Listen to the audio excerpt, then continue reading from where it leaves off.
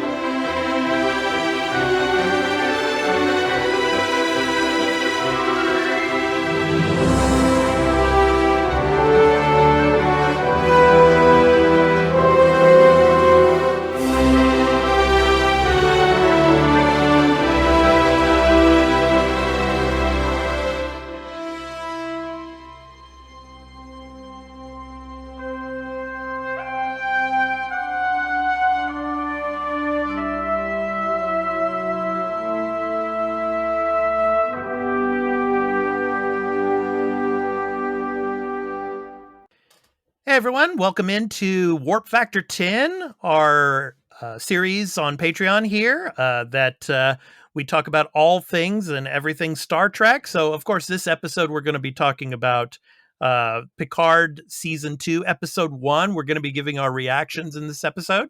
So I'm your host, Expat, along with my co-host, Burly of Burlyman Gaming on Twitch. How you doing, Burly?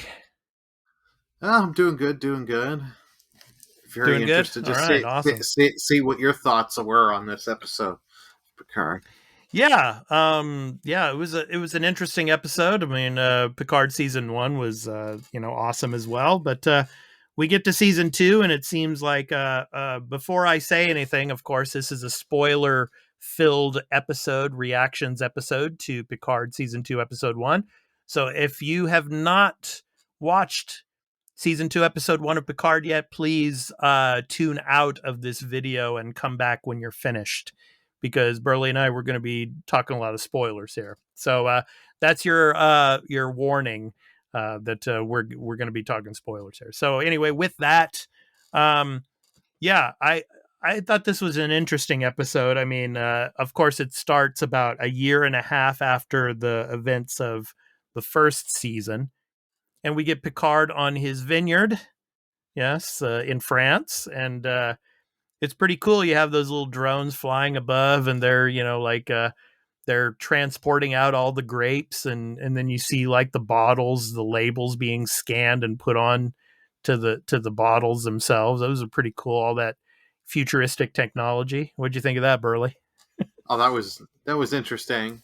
There you go. Mm-hmm. How do we cut people out doing it and using the futuristic technology to Yeah.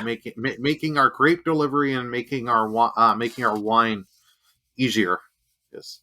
Yeah. Even though it's so far in the future, we still need wine. We need alcohol in the future. Yeah. Yeah.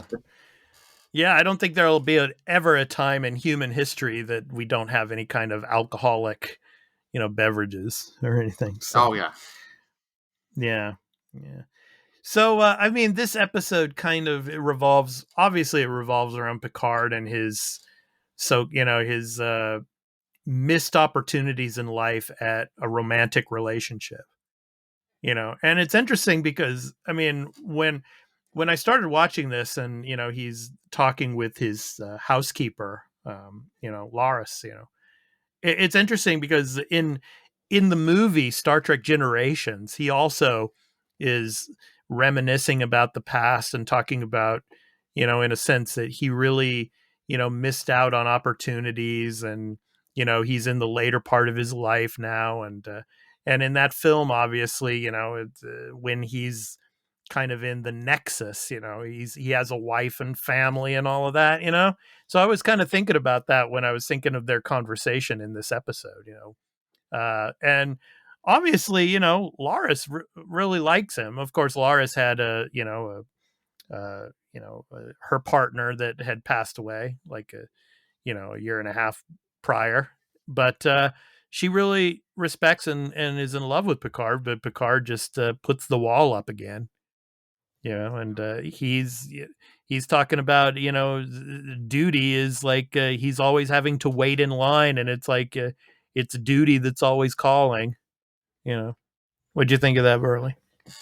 Yeah, I thought that was very kind of just they kept to the character of Picard, and I love it because she's like literally just dropping hints of basically be like, Yeah, "Kiss me, you yeah, idiot," yeah, yeah, like like yeah, she literally could have almost got a neon sign on her saying in the foreground somewhere saying, "Kiss me, you idiot, Picard." yeah, But she's I yeah, think she's really just telling him like our way, the Romulan way, is even though when our the person we're in love with passes on, we still move on and right, love again right, deeply.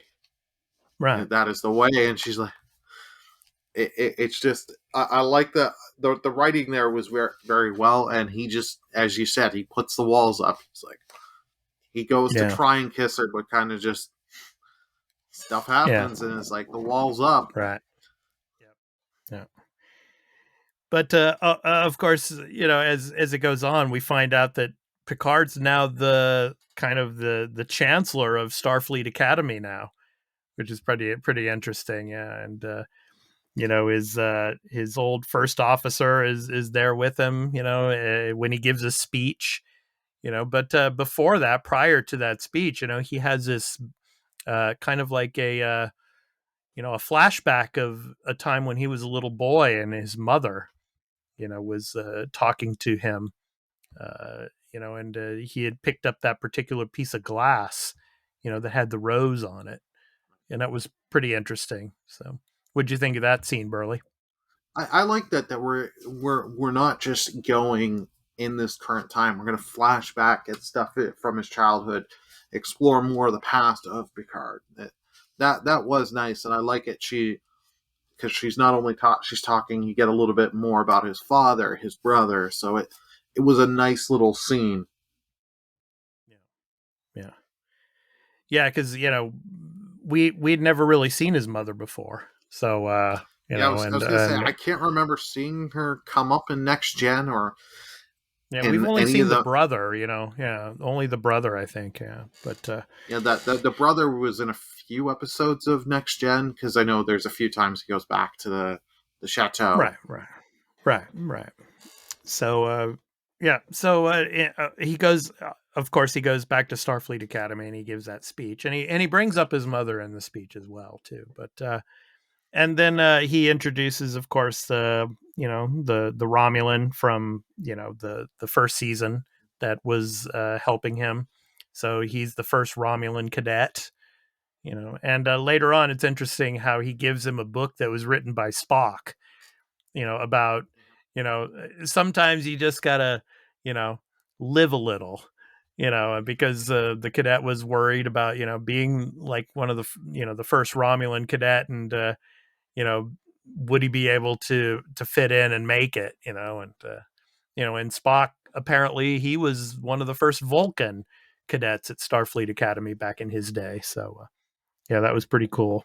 So, and yeah, then we get some shots of some of the other characters. Of course, we get Seven of Nine, and obviously she's you know on these little infiltration missions and all, and she's using Rios's old ship, that was from the first season, and she's got that ship, and she's got the hologram of Rios, speaking Spanish. It's like helping her and all. It's like, yeah, that was pretty interesting. So yeah, I love because in that scene when she's on the ship and she's fighting someone, yeah, she goes for a wrench. That's her weapon. No phaser, yeah, nothing yeah, like that. It's just what do we got around yeah, here? Ah, a wrench. Ah, yeah, 'Cause- yeah, yeah. And then at the end there, when that the woman there, she was about to blast her, but then she luckily caught her before that, and grabbed her and dived down, and landed on top of her to knocked her out. Yeah, she was lucky. So, but anyway, yeah. So we go on, and I want to get to the point where Picard goes to L.A. He goes to Los Angeles, and then he goes to this like little like establishment in the corner, kind of like a back street or whatever, and it says 10 on it. And when you saw that, Burley, you knew it was 10 forward. It's like referring to 10 forward on the Enterprise, so it's like, oh, okay, this is the Guinan scene, Scene. and of course, sure enough, yeah, we get the, Whoopi Goldberg scene of Guinan coming back, and, Picard bringing her a bottle of, looked like a bottle of wine and all, but, Guinan could sense that, he was, pretty distressed about this relationship stuff, and so she sat him down and got him the harder stuff. Yeah. So, yeah, the harder forms of alcohol. Yeah. So, Yeah, well, and they it sat wasn't down she, and, Mhm.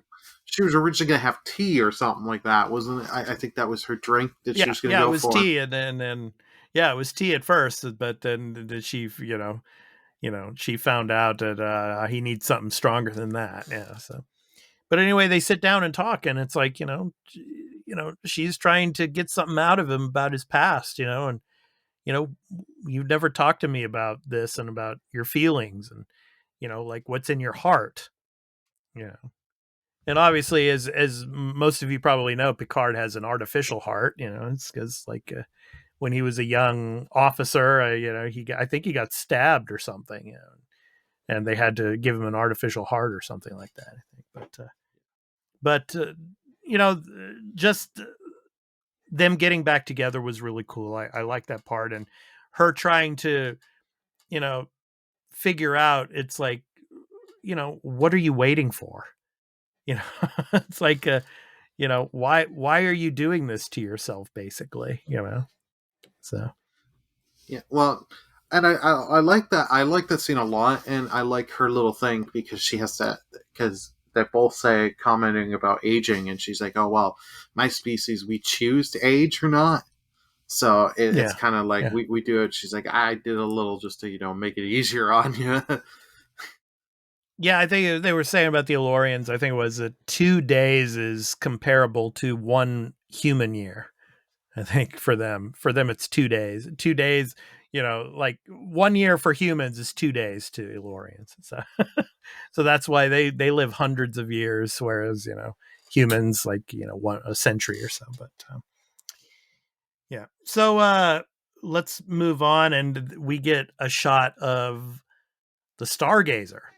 And of course, that was the title of this episode, the Stargazer. And of course, Picard's first command ship, way back when, was the Stargazer, and the model of the Stargazer looks quite similar to Picard's Stargazer, but obviously it's a newer version of that, and with all the newest technology. And I remember in the episode when Jerry Ryan, who plays Seven of Nine, she comes on board, and she was met Picard when Picard came on board. This is later on in the episode, but she says that some of that Borg technology from the first season was used to design that new Stargazer, which was kind of interesting.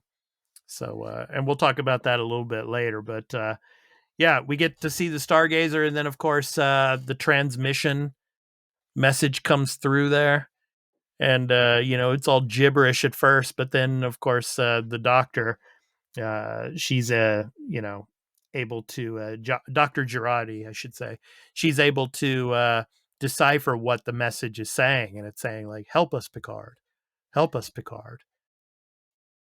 And so then a representative of the Federation comes to the chateau and plays that for Picard, and obviously Picard, he agrees to find out what's going on. So Well, like at first he denied, like he doesn't want to do it, and he's like, these other people, like, listen, I'm so old and all that. And they're like, yeah, well, right, and then they play yeah, the helpless Picard, and he's like, fine, I'll do it. yeah, yeah, yeah. So he gets to the Stargazer, and then obviously, he sends a message, and obviously after, the second time he sends it, boom, we get that. And I want to say something about that anomaly, Burley.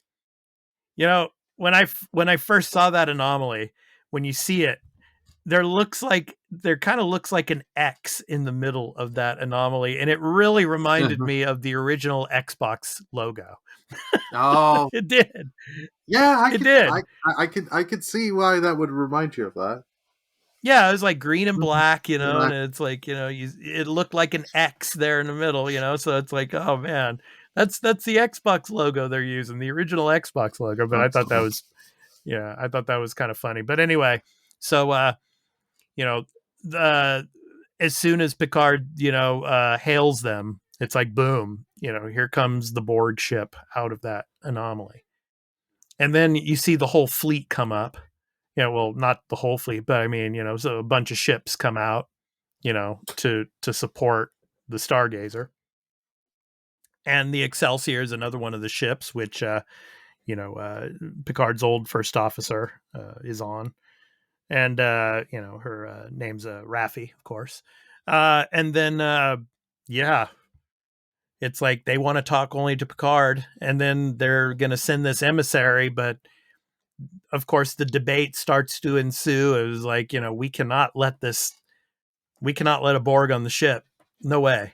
You know, it's like Rios, Captain Rios, he's like, there's no way in hell I'm going to let that thing on the ship. You know, what did you think of all that debate there, Burley? It seemed like, like Seven of Nine, she was just like, hell no, because of all of her experiences, of course. And Picard knew Mhm. that. But then Yeah. again, Dr. Girardi, she's like, I think this is a perfect opportunity to, because they're saying that they want to join the Federation, the Article 15 or whatever, they want to join the Federation and all. Uh, and this would be like putting a spike in the head of maybe the greatest ally we could ever possibly have if they were to do this. But what did you think of that debate and all?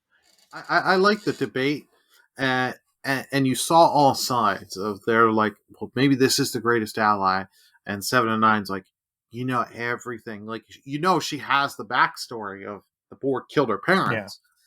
You understand, but like, and she's also not trying to do it out of hate. She's like, every time anything comes up with the Borg, how many times do we have Yeah. to see this play out? Like, how many events do we got to try and see this play out before we realize the Borg are not to be trusted? Yeah. Yeah.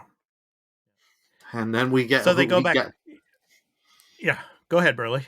You I explain said it. Yeah. then we go back after the um we look around every one of the ship, and then the Borg say we're coming aboard, and they're Yeah. like, the captain's like, get the shields up, we need protection. And we like Yeah. And everyone's like, no, no, they no. were saying that, yeah, they were saying they were sending an emissary. Yeah. So, Yes. but yeah.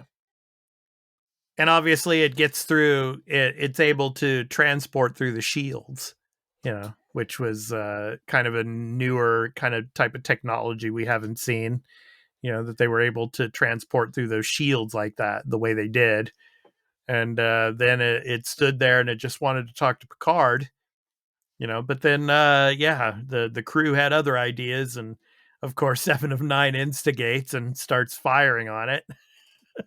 And he Oh just yeah. like, of course, he's got these spider arm things that start to take control of the ship's computer systems, and it starts to hack into all the other fleet's systems as well.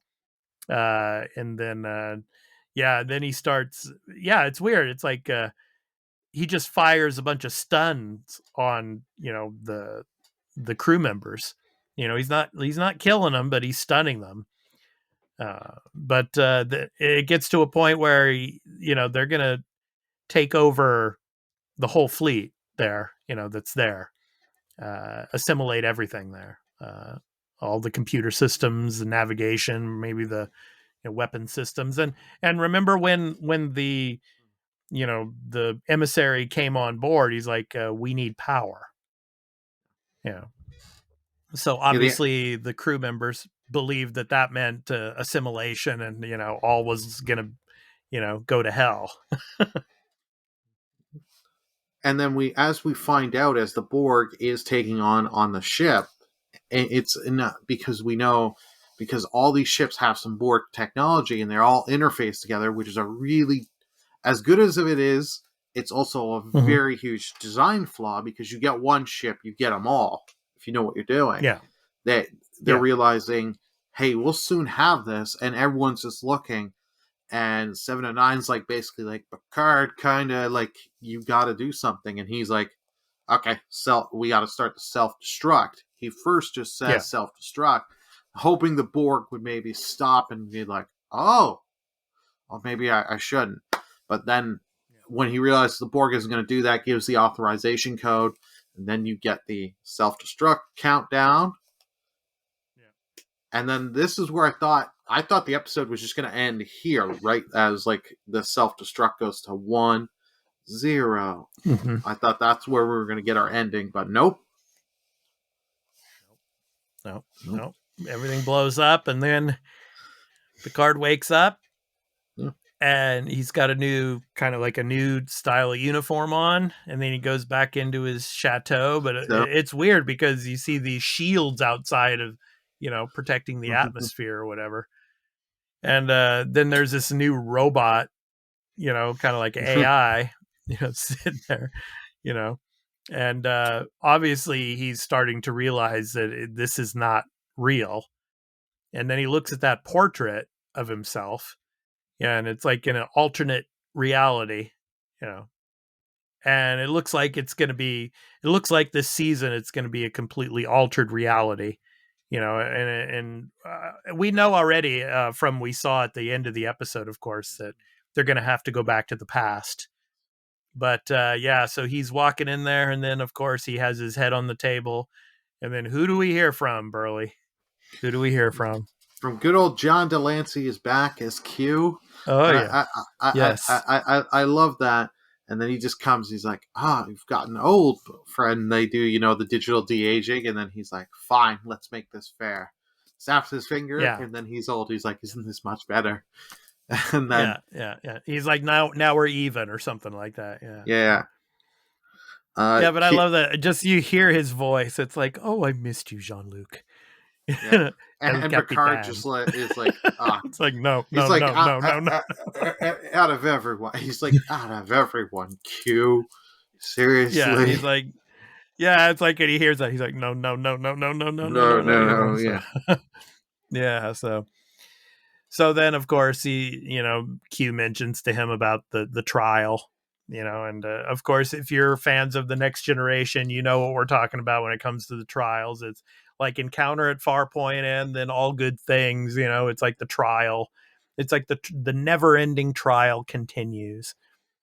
So and that's where the episode ends. And of course, next week we're going to probably get more of John Delancey and Q, and Picard, and Picard's going to have to figure out what to do, and you know how to stop what's going on. And obviously, like I said, they're going to have to go back in time and fix things, and do stuff like that. But yeah, overall, I thought it was a pretty good episode. And yeah, I mean, we got to see some, fan favorites from the Next Generation. Of course, obviously at the end there, John Delancey, and of course, Whoopi Goldberg. We got to see a little bit of Guinan, and I'm sure she's coming back. I'm sure that we haven't seen the last of her because she knows a lot about Q as well. So, there's probably going to be some scenes with Whoopi and John Delancey throughout the series, I would maybe think. We shall see, but